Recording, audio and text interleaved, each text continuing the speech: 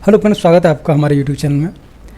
इससे पहले आपको पता होगा हम एक्सरसाइज 2.1 कर चुके हैं। आज हम एक्सरसाइज 2.2 को करने वाले हैं, जो कि क्लास 6 का मैथ है, उसकी जो एक्सरसाइज है 2.2।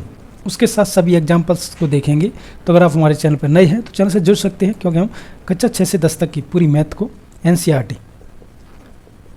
और जो CBSE में चलता है उस पूरे मैथ को, और उसके साथ हम RS अग्रवाल जो कि कंपटीशन का बेसिक मैथ है उसको हम कर रहे हैं।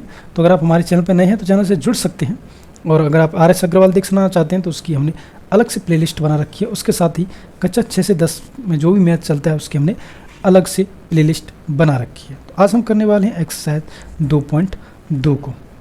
उससे पहले कुछ इसके बारे में इम्पोर्टेंट बातें हैं, जो कि एक्सरसाइज देखिए, जो भी एक्सरसाइज के अंदर दे रखा है हमने उसको सब कुछ जो भी इम्पोर्टेंट पॉइंट है उनको निकालने की कोशिश की है। तो उसमें देखते हैं कुछ इम्पोर्टेंट पॉइंट हैं जिनको हम देखेंगे। तो देखिएगा, सबसे पहले उसमें दे रखा है कि जो पूर्ण संख्या होती हैं, इम्पोर्टेंट पॉइंट की बात करें तो सबसे पहले उसमें दे रखा है कि पूर्ण संख्याएं योग समृद्ध होती हैं, यानी जो पूर्ण संख्याएं हैं वो योग समृद्ध होती हैं।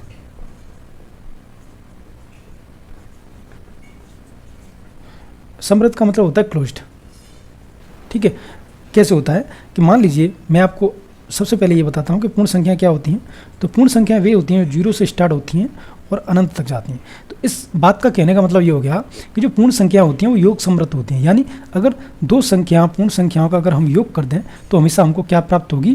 पूर्ण संख्या ही प्राप्त होगी। एग्जाम्पल्स, आप इनमें से कोई भी संख्या उठा लीजिए। जैसे मान लीजिए मैं उठा लेता हूँ 2, उसके बाद उठा लेता हूँ मैं 3, दोनों ही पूर्ण संख्या है। अगर मैं इन दोनों को जोड़ दूँ तो क्या आएगा? 5, जो कि क्या है? एक पूर्ण संख्या है। इसी प्रकार से मैं कोई और एग्जांपल लूँ, मैं 0 ले लेता हूँ और 0 के साथ मैं 19 को जोड़ता हूँ। दोनों ही पूर्ण संख्या है और दोनों को जोड़ने पर 19 आ रहा है, जो कि क्या है? पूर्ण संख्या है। यानी दो पूर्ण संख्याओं को अगर आपस में जोड़ा जाए तो पूर्ण संख्या प्राप्त होती है। उसका मतलब है कि जो पूर्ण संख्या होती है वो योग के क्या है? समृद्ध है, यानी क्लोज्ड है। इस बात को कहने का मतलब ये है। ठीक है, मैंने आपको एग्जाम्पल से समझा दिया है। तो जो ये इंपॉर्टेंट पॉइंट पहला था, आप इसको लिख सकते हैं क्योंकि ऐसे क्वेश्चंस पूछे जाने की संभावना रहती है। ठीक है, इंपॉर्टेंट पॉइंट सेकंड को देखते हैं।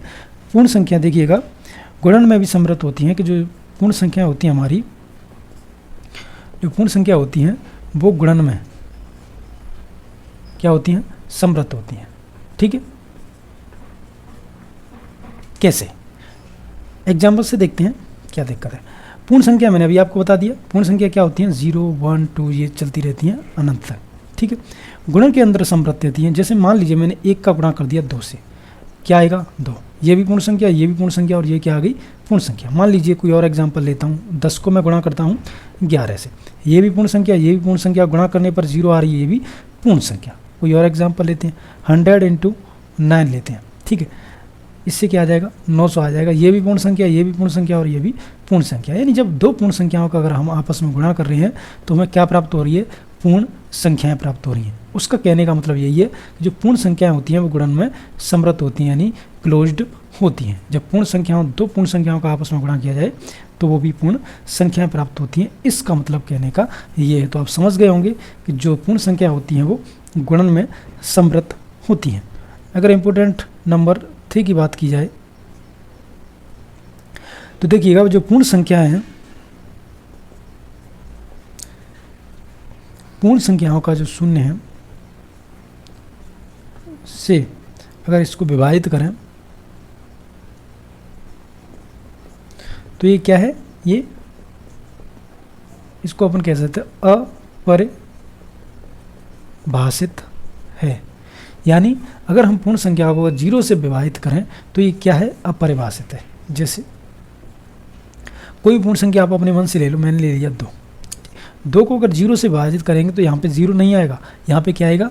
इसको हमको लिखना पड़ेगा, ये क्या है? अपरिभाषित है। ठीक है, अगर मान लीजिए मैं 0 को 0 से डिवाइड करता हूँ तो ये क्या है? अपरिभाषित है। मतलब इसको डिफाइन नहीं किया जा सकता। सीधी बात ये है। आपसे कहने का मतलब यही है कि यहाँ पे कोई पूर्ण संख्या दे दी जाए, ठीक है, उसके नीचे अगर 0 दे दिया जाए तो उसका मतलब होता है अपरिभाषित। सिर्फ आपको इतना याद रखना, ये इंपॉर्टेंट पॉइंट में आपको याद रखनी है। ये चीज़ें कभी पूछी जा सकती हैं, इसलिए आपको इतना याद रखना है कि जो पूर्ण संख्या होती है अगर उसमें 0 का भाग दे दिया जाए तो वो क्या है? अपरिभाषित है। मतलब ऐसा संभव ही नहीं है कि इसमें इस ज़ीरो का भाग दे दिया जाए। इसको हम अपरिभाषित कहते हैं, जिसको हम परिभाषित नहीं कर सकते हैं। ठीक है। 4th number example important point है कि जो पूर्ण संख्याएं अपनी होती हैं, योग एवं गुणन दोनों में क्या होती हैं, ये क्रम विनिमय होती हैं। अब देखिएगा, थोड़ा सा आपको समझने वाली बात है कि क्रम विनिमय क्या होता है। देखिएगा, क्रम विनिमय मतलब होता है कि अगर उसका स्थिति चेंज कर दी जाए, मतलब उसकी स्थिति कुछ भी होगा, उसको अगर आप चेंज कर दें तो क्या हो जाएगा, आंसर में कोई भी चेंजमेंट नहीं आएगा। उसको कहते हैं हम क्या बोलते हैं, क्रम विनिमयता का नियम। देखिएगा, जिसे इंग्लिश में कहते हैं अपन कम्यूटेटिव। ठीक है, कम्यूटेटिव कहते हैं क्रम विनिमय को। देखिए, मैं आपको एग्जांपल से समझा देता हूँ। वो कह रहा है कि योग में और गुणन में, योग में मतलब आप 2 के साथ 3 को जोड़ो तो क्या आएगा, 5। अगर आप 3 के साथ 2 को जोड़ोगे तो भी 5 ही आएगा। ठीक है, यानी इनकी स्थिति चेंज करने पर आंसर में कोई भी चेंजमेंट नहीं आ रहा है। इसका मतलब यह है कि जो पूर्ण संख्या है वो योग की क्या है, क्रम विनिमय होती है। ठीक है, उसी प्रकार से हम एग्जाम्पल देखें गुणन का। अगर मैं 2 के साथ 3 का गुणा करूँ तो कितना आएगा, 6। अगर मैं 3 के साथ 2 का गुणा करूं तो क्या आएगा, 6। यानी इनकी स्थिति मैंने यहाँ पे गुणन में भी चेंज कर दी, लेकिन आंसर में कोई चेंजमेंट नहीं आया। इसका मतलब ये है कि गुणन में क्या है, क्रम विनिमय। यानी जो पूर्ण संख्या होती हैं वो योग में और गुणन में क्या होती हैं, क्रम विनिमय होती हैं। और ये बात आपको ध्यान में रखनी होगी। मैंने आपको समझा दिया। तो ये हमारे 4 पॉइंट थे, इंपॉर्टेंट पॉइंट। इसके बाद हम करेंगे एक्सरसाइज 2.2 को। देखिएगा, इसमें 2 एक और दे रखे हैं इंपॉर्टेंट पॉइंट, तो उनको और देख लेते हैं। 5 नंबर जो कि इंपॉर्टेंट पॉइंट है, इसमें दे रखा है कि जो पूर्ण संख्या है, जो पूर्ण संख्या हैं, ठीक है, अगर उनका हम योज्य तत्समक देखें, अगर उनका हम योज्य तत्समक देखें तो वो क्या है, 0 है।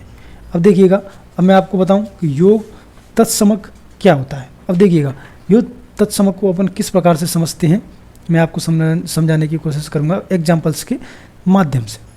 जैसे मान लीजिए पूर्ण संख्या कोई भी उठा लो आप, मैंने उठा ली 2। इसका अगर योज्य तत्समक देखा जाए तो इसमें अगर क्या होता है, 0। अगर मैं इसमें योज्य मतलब जोड़ने के लिए तो 0 अगर इसमें जोड़ दिया जाए तो क्या प्राप्त हो रहा है, 2 प्राप्त हो रहा है। यानी किसी भी संख्या, पूर्ण संख्या में अगर हम 0 को जोड़ देंगे तो वही संख्या हमें प्राप्त हो रही है। इसका मतलब ये है कि 0 है वो क्या है, योज्य तत्समक है पूर्ण संख्याओं का, यानी जिसको कह सकते हैं हम आइडेंटिटी एलिमेंट। ठीक है, आइडेंटिटी एलिमेंट कह सकते हैं हम 0 को, किसका, पूर्ण संख्याओं का। कोई भी और भी एग्जांपल ले सकते हैं। जैसे मैं 0 के 10 है, 10 के साथ अगर मैं 0 जोड़ूँ तो क्या आएगा, 10। यानी कोई भी संख्या पूर्ण संख्या हो, अगर उसमें 0 जोड़ दिया जाए तो वही संख्या प्राप्त हो रही है। इसका मतलब है कि उसका योज्य तत्समक कितना है, 0 है। ठीक है, इसी प्रकार से अगर 6 नंबर की बात की जाए इंपॉर्टेंट पॉइंट की, तो जो पूर्ण संख्या होनी है उनमें जो योज्य तत्समक 0 होता है, लेकिन जो पूर्ण संख्या हैं उनका गुणात्मक तत्समक 1 होता है। कैसे होता है, एग्जाम्पल से समझते हैं। कोई भी पूर्ण संख्या ले सकते हैं, मैंने 3 ले ली, 3 के साथ अगर गुणा कर दूं मैं 1 का तो 3 प्राप्त हो रहा है। 4 के साथ अगर मैं गुणा कर दूं 1 का तो 4 प्राप्त हो रहा है। यानी कोई भी संख्या है, अगर उससे अगर हम 1 को गुणा कर रहे हैं तो वही संख्या प्राप्त हो रही है। इसका मतलब ये है कि अगर गुणात्मक तत्समक की बात की जाए पूर्ण संख्या की तो होता है 1, और अगर पूर्ण संख्याओं में योज्य तत्समक की बात की जाए तो होता है 0। इस चीज़ को आपको याद रखना है कि जो पूर्ण संख्या है उनका योज्य तत्समक होता है 0 और गुणात्मक तत्समक होता है 1। ये कुछ इंपॉर्टेंट पॉइंट्स थे जो कि मैंने आपको बताए थे। इसके बाद हम एक्सरसाइज के क्वेश्चनों को करना स्टार्ट करते हैं। ठीक है, एक्सरसाइज 2.2 देखिएगा। क्वेश्चन नंबर फर्स्ट की अगर बात करें तो 2.2 में क्वेश्चन नंबर फर्स्ट दे रखा है कि उपयुक्त क्रम में लगाकर योग ज्ञात कीजिए। आपको उपयुक्त क्रम लगाना है कि किस क्रम में ऐसे लगाए जाएं कि इनका योग है वो हमें जल्दी से जल्दी प्राप्त हो जाए। देखिएगा, जो क्रम बने हुए होते हैं, कम्यूटेटिव लॉ होते हैं या जो साहचर्य होते हैं, ये सभी नियम लगाए जाते हैं इसलिए कि क्वेश्चन को जल्दी से जल्दी प्रोसेस करके सॉल्व किया जाए। सिर्फ ये इसी चीज़ में हमें फ़ायदा देते हैं। तो देखिएगा जैसे पहले का ये दे रखा है कि 837 प्लस 208 प्लस 363, इसको हमको क्या करना है, आंसर निकालना। देखिए हम आंसर तो हम कैसे भी निकाल सकते हैं, जैसे मान लीजिए मैं इसके साथ इसको जोड़ दूँ, इसके साथ इसको जोड़ दूँ, तीनों को जोड़ दूँ तो भी आंसर आ जाएगा सेम। लेकिन हमको क्या करना है, थोड़ा दिमाग से खेलना है और हमको इसमें निकालना है क्रम विनिमय नियम लगा देते हैं, ठीक है, जिसको कहते हैं कम्यूटेटिव। इस लॉ को अगर हम लगा देंगे तो हम क्या करेंगे, इसको हम कैसे लिख सकते हैं, 3837 प्लस 363, यानी इसको हमने इसकी जगह पर रख दिया और इसको यहाँ पर रख दिया, क्योंकि मैंने अभी आपको बताया था कि जो पूर्ण संख्या होती हैं वो क्रम विनिमय के समृद्ध होती है, यानी इनमें क्रम विनिमय किया जा सकता है। तो मैंने वही कर दिया, कम्यूटेटिव लगा दिया, इसको इधर लिख दिया, इसको इधर लिख दिया। अब ऐसा करने से हमको क्या फ़ायदा होगा, जब इन दोनों को आप जोड़ेंगे ना तो उससे आपको जल्दी आंसर मिलेगा। जैसे 7 और 3 को जोड़ेंगे तो 0, 3 और 6 को जोड़ेंगे तो 9, एक कैरी का था तो 10, 0, 8 और 3 11, एक पहले का, तो ये क्या हो जाएगा 1200। उसके साथ 208 को जोड़ दो, जब इसको मैं 208 को जोड़ देंगे तो ये आ जाएगा 1408। देखिएगा इससे क्या हो गया, इससे हमको आंसर जल्दी मिल गया। अदरवाइज आप इधर इसको जोड़ते फिर उसके साथ इसको जोड़ दे तो इतनी जल्दी आंसर नहीं आता, क्योंकि इन दोनों को जोड़ने के बाद आपको पता चल रहा है कि यहाँ पे 100 बन सकता है, यानी आंसर आने की संभावना जल्दी रहेगी। यहाँ पे 0 रहेगा, वहाँ पे आपको पता रहेगा कैरी वेरी करना बहुत आसान रहता है। तो इसलिए इन चीज़ों का यूज़ किया जाता है, क्रम विनिमय नियम यानी कम्यूटेटिव और सहचार नियमों का प्रयोग किया जाता है, जिससे कि आंसर को जल्दी से जल्दी निकाला जा सके। ठीक है, क्वेश्चन नंबर 2 की तरफ चलते हैं। देखिएगा क्वेश्चन नंबर बी है,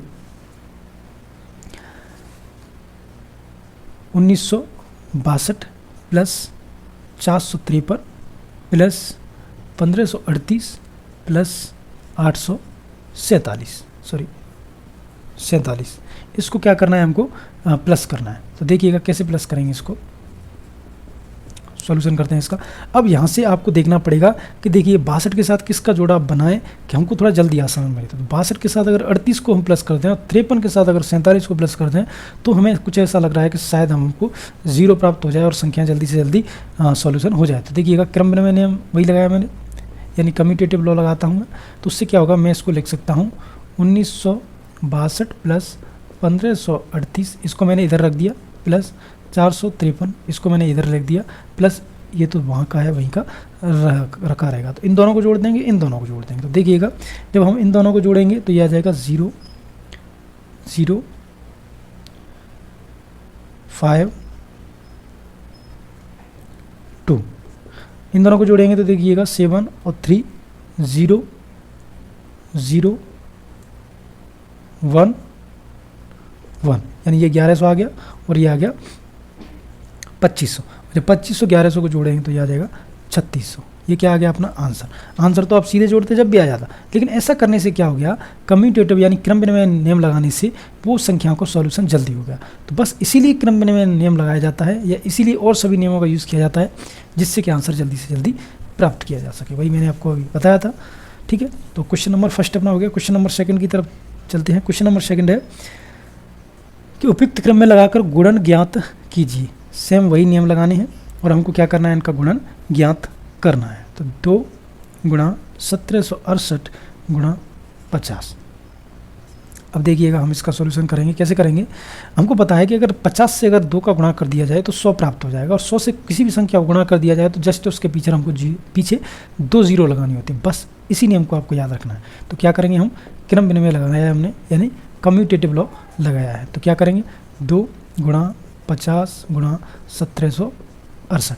ठीक है, मैंने क्या किया, इसको आगे ले लिया, इसका गुणा किया तो 100 आ गया, ये 1768 आ गया। जब मैंने इन दोनों का गुणा किया तो ये आ जाएगा 1768 और उसके साथ 00। ऐसा करने से क्या हो गया, इसको अगर इसके पास लाया तो मैंने क्या कर दिया, जल्दी से जल्दी 2 0 बना लिया, यानी 100 प्राप्त कर लिया, जिससे कि गुणा करना आसान रह गया। तो बस ये कुछ संख्या हैं जिनको आसान गुणा करने के लिए ऐसे नियम लगाए जाते हैं, मैंने आपको पहले ही बता दिया। अब बी की तरफ चलते हैं। तो देखिए बी है 4 गुणा 166 गुणा 25। ठीक है, इसका सॉल्यूशन करते हैं। आपको पता है 25 से अगर 4 को गुणा किया जाए तो क्या हो जाएगा, 100 प्राप्त हो जाएगा। तो वही मैंने क्रम विनिमय लगाया, यानी कम्यूटेटिव लॉ लगाया। तो 4 गुणा 25 गुणा 166, ये प्राप्त हो गया हमको 100 गुणा 166, यानी ये हो गया, इस प्रकार से हमें आंसर प्राप्त हो गया। नेक्स्ट क्वेश्चन है question number C. Question number C दे रखा है कि 8 गुणा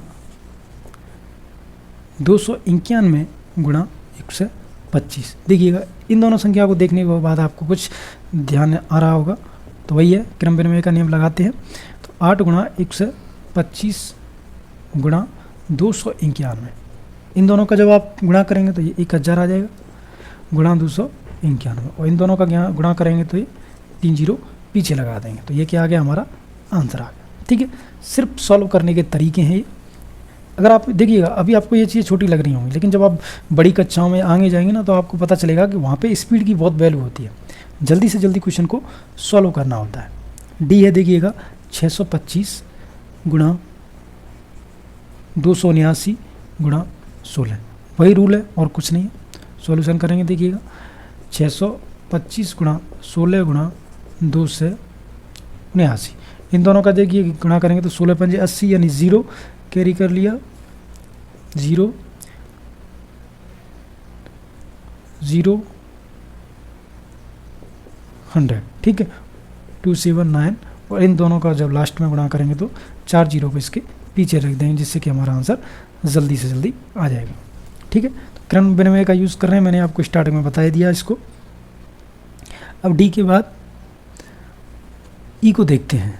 ई है 285 गुणा 5 गुणा 60। देखिएगा इसका सॉल्यूशन करते हैं।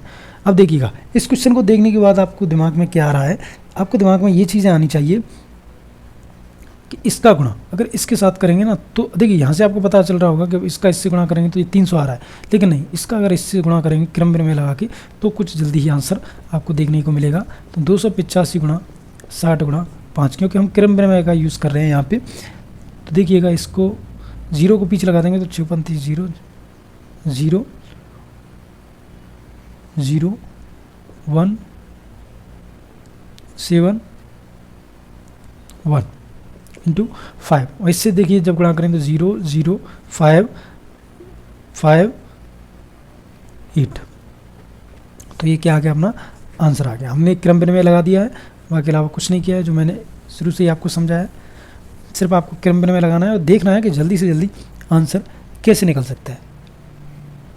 ई के बाद है हमारा एफ, तो एफ को देखते हैं 125 गुणा 40 गुणा 8 गुणा 25। सॉल्यूशन अब देखिएगा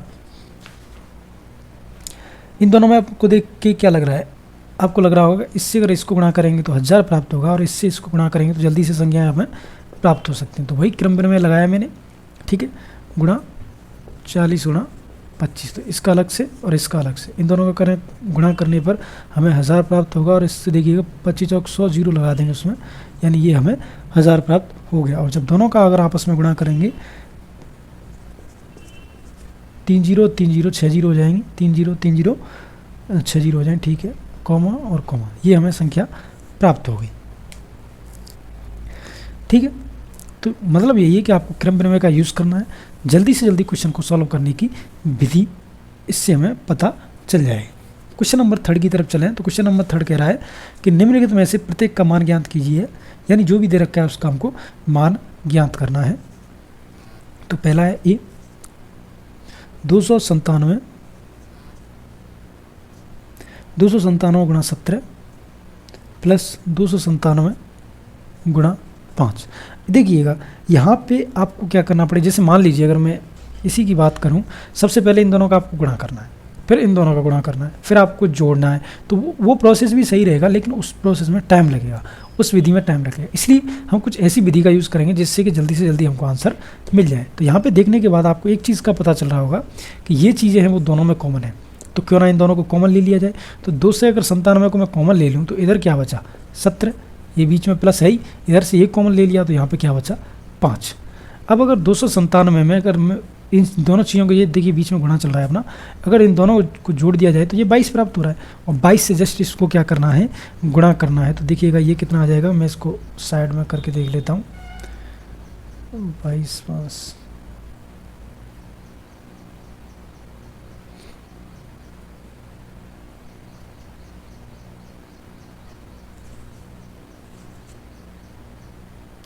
देखिए हमने थोड़ी लिखने में गलती कर दी थी, यहाँ पे 3 है। ठीक है, यहाँ पे क्या है 3 है तो यहाँ पे क्या आ जाएगा, 0 आ जाएगा। ठीक है, 0 से तो आपको पता ही चलेगा, बहुत जल्दी से हो जाएगा ये क्वेश्चन। तो देखिएगा जब 2 से गुणा करेंगे तो ये आ जाएगा 4, ये 9 और ये 5, यानी ये आंसर अपना जल्दी से जल्दी आ चुका है। तो सीधी बात है कि अगर आप उस तरीके से इसका गुणा करते जैसा इसमें दे रखा है तो आंसर तो सही आ जाता, लेकिन उसमें सिर्फ एक ही प्रॉब्लम रहती कि उसमें टाइम लगता। बस उसी टाइम को बचाने के लिए हमने क्या कर दिया, यहाँ पे कॉमन ले लिया 2 से 97 को। और ऐसा करने से क्वेश्चन को जल्दी सॉल्व करने की जो पॉसिबिलिटी होती है वो ज़्यादा हो जाती है। ठीक है, तो बी को देखते हैं। 3 का बी है 5 4 2 7 9 गुणा 9 2 प्लस 8 इंटू 5 4 2 7 9। वही है, आपको देखने के बाद इसको पता चल ही गया होगा कि इसमें क्या कर सकते हैं, अपन कॉमन ले सकते हैं इसको। तो बस आपको कॉमन लेना है, तो 5 4 2 7 9 आपने कॉमन ले लिया। ठीक है, तो यहाँ क्या बचा, 92 और 8। देखिएगा जब आपको ये पता चल रहा होगा इन दोनों को जोड़ने पर 100 आ जाएगा, 100 से इसको गुणा कर दें तो कितनी जल्दी आंसर आ रहा है, इस चीज़ को आप समझने की कोशिश करिए। ऐसा हम क्यों कर रहे हैं, उसका कारण यही है कैसे भी करके हमारा जो आंसर है वो बहुत जल्दी से जल्दी आ जाए। ठीक है, ऐसा हम इसलिए कर रहे हैं। देखिएगा 3 का सी, 3 का सी है। देखिएगा कि 81265 इंटू 169 माइनस 81265 इंटू 69। वही है, सॉल्यूशन देखेंगे इसका। ये और ये आपस में क्या आ रहा है, कॉमन आ रहा है। तो बस आपको कॉमन लेना है, 169 प्लस सॉरी माइनस, ये माइनस लग रहा है तो -69। ऐसा करने से आपको डायरेक्ट पता चल रहा होगा कि हमें 100 प्राप्त होने वाला है। और जब 100 प्राप्त हो जाए तो आपको सिर्फ डायरेक्ट गुणा करने होते हैं और कुछ भी नहीं करना होता। तो इजी है ये क्वेश्चन करना, सिर्फ आपको कॉमन लेना है और कुछ भी नहीं करना है। डी की तरफ चलते हैं। डी है अपना 3845 into 5 into 782 plus 769 into 25 into 218। ये संख्या है, हमको क्या करना है, इसको जल्दी से जल्दी सॉल्व करना है। तो देखिएगा इसको सॉल्व करने के लिए अपन क्या तरीका लगाएंगे।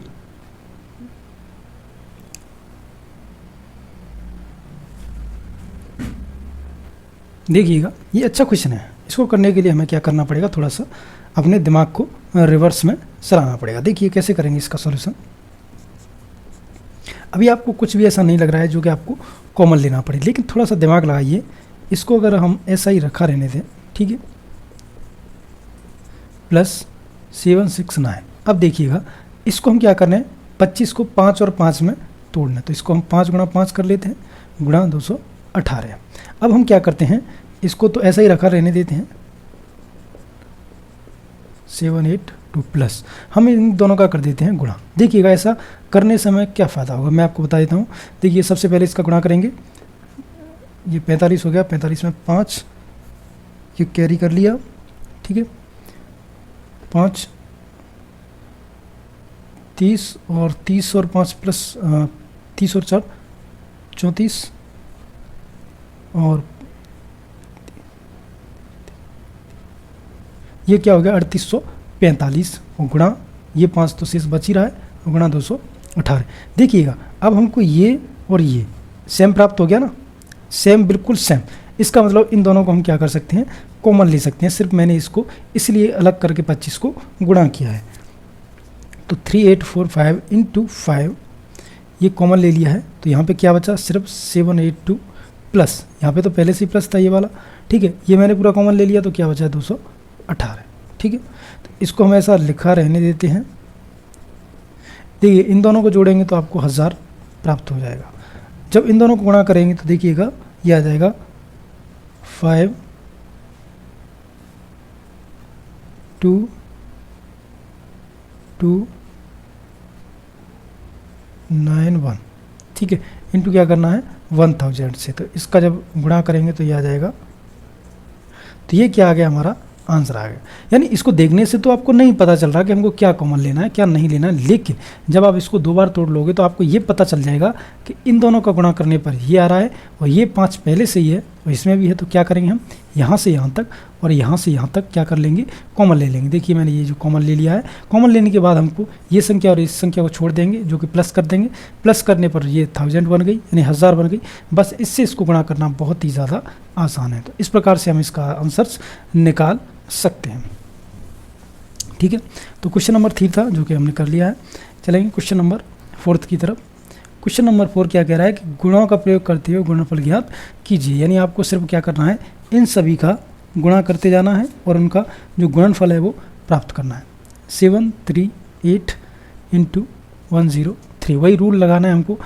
हम इसको कैसे लिख सकते हैं, देखिएगा हम इसको लिख सकते हैं 738 इंटू 100 प्लस 3। ऐसा करने से क्या होगा, ऐसा करने से हम इसको जल्दी आसानी से गुणा कर सकते हैं। देखिएगा इसका सबसे पहले इसके साथ होगा गुणा, फिर इसका इसके साथ होगा। अब इसका अलग से करना है, इसका अलग से करना है, तो इसका तो बहुत आसान है। ठीक है, इसका देखिएगा इससे गुणा करेंगे तो यह आ जाएगा 4 1 2 और 2। इन दोनों को क्या करना है, आपको प्लस कर देना है। तो 0 4 4 0 1 1 0 6 7, ये क्या आ गया, अपना आंसर आ गया। सीधी बात है, 1 से 3 को हमने क्या कर दिया, 100 प्लस 3 में अलग से तोड़ के लिख दिया है, जिससे कि आंसर जल्दी आ जाए, जिससे कि जल्दी गुणा हो जाए। ठीक है, बी को देखते हैं। बी है 854 गुणा 102। तो देखिएगा इसका सॉल्यूशन करते हैं। 854 वही है, अब इसको क्या कर देंगे हम, 100 प्लस 2 लिख देंगे। 854 गुणा 100 प्लस 854 गुणा 2, इसका इसके साथ गुणा, इसका इसके साथ गुणा। इसका करेंगे तो काफ़ी इजी है। ठीक है, इसका करेंगे तो देखिए 8, ये 10 10 सॉरी 8 10 1708। इसको जोड़ देंगे तो देखिए 0 और 8 8, ये 0, ये 1 5 और 1 6 6 और 1 7 और ये 8 आ गया। तो ये क्या आ गया, अपना आंसर आ गया। सीधी बात है, मैंने इसको क्या कर दिया है, 100 प्लस 2 में तोड़ा है। उसके अलावा मैंने कुछ भी नहीं किया है इसमें। अब देखिएगा सी को देखते हैं हम।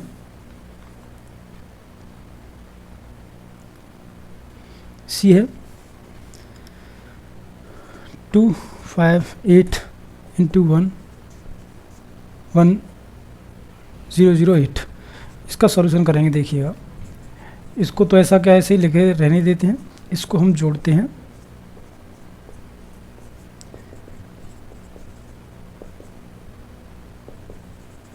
सिर्फ सेम वही नियम, इसका तो गुणा करना बहुत आसान है, सिर्फ 0 0 लगा देना है।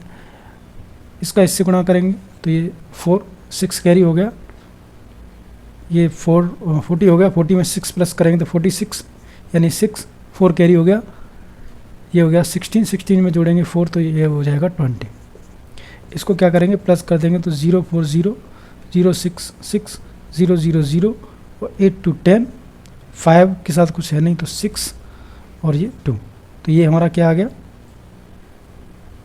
आंसर आ गया। सीधी बात है, मैंने इसको क्या लिख दिया था, 1000 में 8 को अलग से जोड़ के लिख दिया था।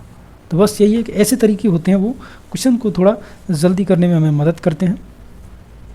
अब देखिएगा डी को देखते हैं। डी है हमारा 1005 इंटू 168। तो सॉल्यूशन करेंगे इसका 1005 168 प्लस 5 इंटू 168। इन दोनों का गुणा करेंगे तो 168 प्लस इन दोनों का गुणा करेंगे तो देखिएगा 048 0 0 0 0 4 4 0 8 8 और ये 861 पहले से ही था। तो ये क्या आ गया, हमारा आंसर आ गया। सिर्फ आपको तरीके वही लगाने हैं, कोई भी चेंजमेंट नहीं करना है। ठीक है, क्वेश्चन नंबर 5 है। क्वेश्चन नंबर 5 कह रहा है कि किसी टैक्सी ड्राइवर ने अपनी गाड़ी को पेट्रोल टंकी ने सोमवार को 40 लीटर पेट्रोल भरवाया। अगले दिन उसने टंकी में 50 लीटर पेट्रोल और भरवाया। यदि पेट्रोल का मूल्य 44 प्रति लीटर था, यानी 44 रुपये प्रति लीटर था, तो उसने पेट्रोल पर कुल कितने रुपए व्यय किया। सबसे पहले आपको बताना है कि उसने कुल कितना पेट्रोल लिया, खर्च किया। उसके बाद जब उसने दे रखा है कि 44 रुपये पर लीटर, तो उससे उसको गुणा कर देंगे टोटल पेट्रोल को, जिससे कि हमको उसका टोटल व्यय निकल आएगा। तो सबसे पहले हम देखते हैं कि ड्राइवर द्वारा सोमवार में भराई गई, ड्राइवर द्वारा सोमवार को भराई गई डीजल की मात्रा।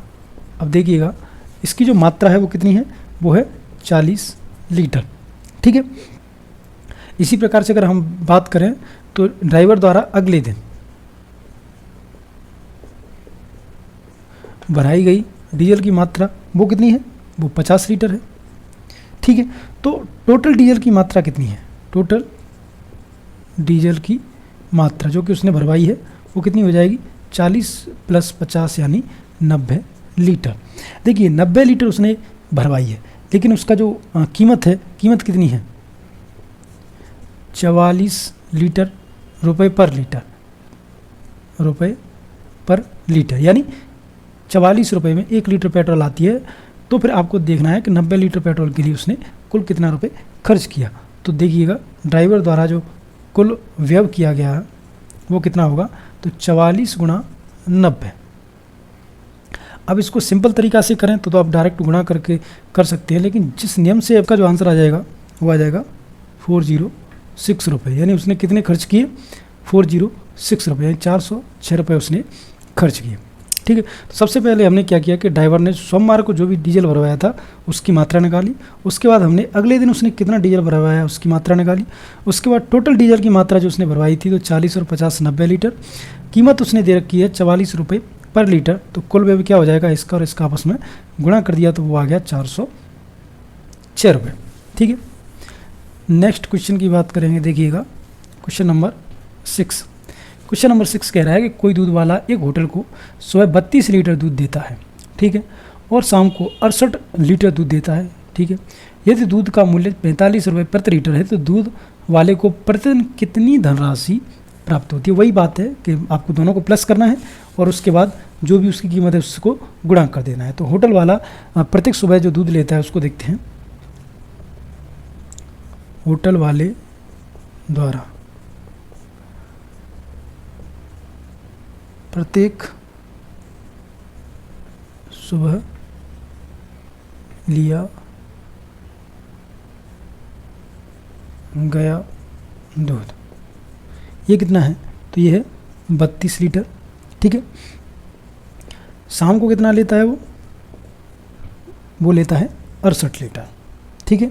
दूध की कीमत क्या है,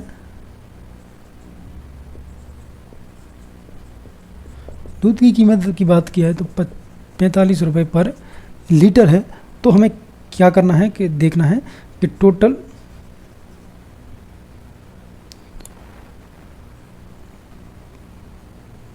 टोटल प्राप्त रुपए किसके द्वारा, दूध वाले के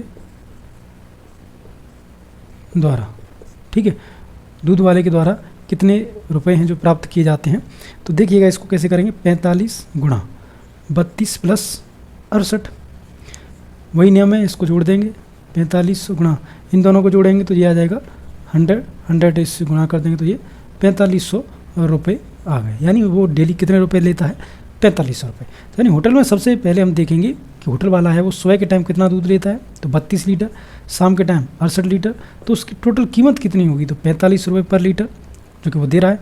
तो टोटल प्राप्त रुपए जो कि दूध वाला लेता है कितना लेता है, तो 45 रुपये के हिसाब से टोटल जो दूध है उसको गुणा कर देंगे। तो टोटल दूध है 100 लीटर, 100 लीटर से जब 45 को गुणा करेंगे तो वो आ जाएगा 4500 रुपये। यानी डेली जो दूध वाला है वो 4500 रुपये प्राप्त करता है होटल वाले से। 7 की अगर बात की जाए क्वेश्चन नंबर लास्ट की, कि निम्न को आपको सुमेलित करना है। तो देखिएगा सुमेलित करना है, सबसे पहले दे रखा है 425 गुणा 136 बराबर 425, 6 + 30 + 100। ठीक है, सेकंड पे दे रखा है 2 गुणा 49 गुणा 50 बराबर 2 गुणा 50 गुणा 49। थर्ड पे दे रखा है 80 + 2005 + 20 बराबर 80 + 20 + 2005। इसके साथ हमको बताना है ए है, उसमें दे रखा है कि गुणन का क्रम विनिमय किस में लग रहा है। बी में दे रखा है कि योग का क्रम विनिमय किस में लग रहा है। सी दे रखा है कि योग का गुणन वितरण किस में लग रहा है। ये सिर्फ आपको देखना है। तो देखिएगा, इन क्वेश्चनों को आपको देखने के बाद पता चलेगा कि इसमें देखिए पहले वाले में ये इस प्रकार था, ये तो संख्या देखिए यहीं लिखी हुई है, लेकिन इसको क्या कर दिया हमने, अलग अलग तोड़ दिया है। और किसके रूप में जोड़ा है, तोड़ा है, योग के रूप में तोड़ा है। किससे, इस संख्या को। तो इसका मतलब ये हो गया कि इसमें कौन सा लगेगा, योग का वितरण नियम। यानी हमको क्या कर दिया है, इसको वितरित कर दिया है। 136 को 6 + 30 + 10 में वितरित कर दिया है। तो इसका मतलब है कि इसका ऑप्शन नंबर सी हो जाएगा। ठीक है, इसका है वो ऑप्शन नंबर सी हो जाएगा, योग के गुणन का वितरण नियम। अगर इसकी बात की जाए तो 2 गुणा 49 गुणा 50 है, जिसको हमने 2 को वहीं पे रखा, लेकिन इनको क्या कर दिया, आपस में इंटरचेंज कर दिया। यहाँ 49 था वहाँ 50 रख दिया, जहाँ 50 था वहाँ 49 रख दिया। यानी आपस में हमने इनका क्या कर दिया, इंटरचेंज कर दिया। गुणा तो हो रहा है, तो इसका मतलब हो गया कि हमने इन दोनों के बीच में क्या कर दिया है, क्रम विनिमय कर दिया, यानी कम्यूटेटिव कर दिया है। तो इसका, इसलिए इसका ऑप्शन नंबर ए हो जाएगा। जो बी है उसका हो जाएगा ए, यानी जो सेकंड नंबर है उसका ये हो जाएगा गुणन का क्रम विनिमय नियम। ठीक है, और लास्ट में ये बचा, तो ये इसमें क्या कर दिया है, हम योग का क्रम विनिमय कर दिया है, यानी 80 रहा, लेकिन इसको आपस में चेंज कर दिया है। ठीक है, लेकिन आपस में ये क्या हो रहे हैं, प्लस हो रहे हैं, तो योग का क्रम विनिमय हो गया। तो इसलिए 30 का हो गया, 3 का हो गया बी। ठीक है, तो पहले का अगर बात की जाए तो सी है, इसका ए है और इसका बी है। ठीक है, तो इससे हम पता लगा सकते हैं। तो इस प्रकार से हमारी जो एक्सरसाइज थी, एक्सरसाइज 2.2, ठीक है, वो समाप्त हो गई है। इसके बाद हम करेंगे एक्सरसाइज 2.3, उसके साथ उसके एग्जाम्पल और कुछ इंपॉर्टेंट पॉइंट। तो मिलते हैं एक नई वीडियो के साथ। अगर वीडियो अच्छा लगा हो तो लाइक कर देना, चैनल को सब्सक्राइब जरूर करना। अगर आप RS अग्रवाल और कक्षा 6 से 10 तक पूरे NCERT और CBSE के मैथ को करना चाहते हैं तो आप हमारे चैनल से ज़रूर जुड़ सकते हैं। तो मिलते हैं एक नई वीडियो के साथ, तब तक के लिए जय हिंद, जय भारत।